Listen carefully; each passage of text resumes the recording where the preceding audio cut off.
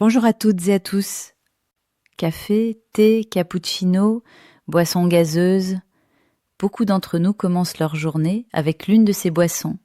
Et si vous ne les consommez pas dès le réveil, vous les prenez sûrement juste après le petit déjeuner ou après chaque repas.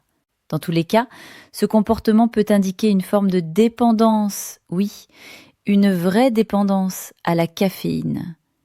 Avant de commencer, n'oubliez pas de liker, de vous abonner et d'activer la cloche pour ne rien manquer. Boire trop de café, de thé ou de soda n'est pas juste une habitude.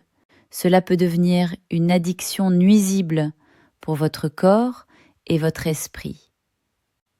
La caféine est l'un des stimulants les plus consommés au monde. Pourquoi ? Parce qu'elle améliore temporairement la concentration, donne un coup de boost et améliore l'humeur. Mais comme pour toute substance, l'excès est dangereux. La caféine se trouve dans de nombreux produits: café, thé, chocolat noir, boissons énergétiques, soda et même certains compléments alimentaires pris par les sportifs. Alors, quels sont les risques d'une consommation excessive ?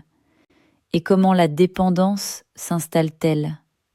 Même si la caféine a des effets positifs à petite dose, les études montrent qu'en consommer trop peut entraîner des troubles tels que anxiété et nervosité, hypertension artérielle, palpitations, insomnie, fatigue chronique, troubles digestifs, aphte et bouche sèche, déshydratation, jaunissement des yeux, douleurs musculaires et maux de dos. Et ce n'est pas fini. Mais comment devient-on accro à la caféine ? La caféine bloque l'action d'une molécule appelée adénosine, responsable de la sensation de fatigue. Le cerveau réagit en produisant plus de récepteurs à l'adénosine, ce qui pousse le corps à demander toujours plus de caféine pour obtenir le même effet. Et voilà comment l'addiction se met en place. Alors, comment s'en débarrasser ? Première étape, réduire progressivement la consommation.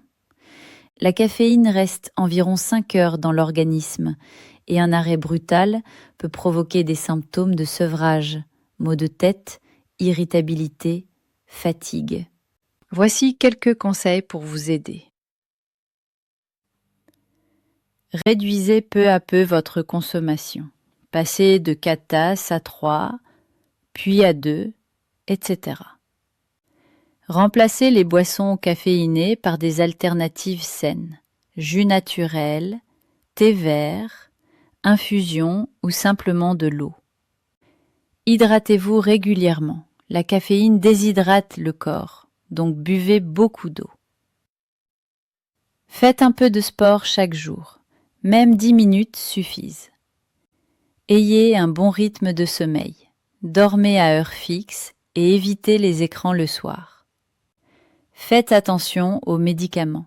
Certains comprimés contre les maux de tête contiennent aussi de la caféine.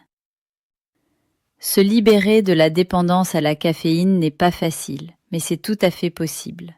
Il faut un peu de volonté, de patience et surtout de bienveillance envers soi-même.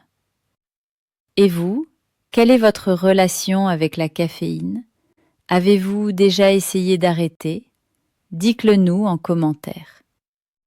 Je suis Marie Grégoire et vous êtes sur la chaîne Neur1. Merci pour votre écoute et à très bientôt pour une nouvelle vidéo. Portez-vous bien.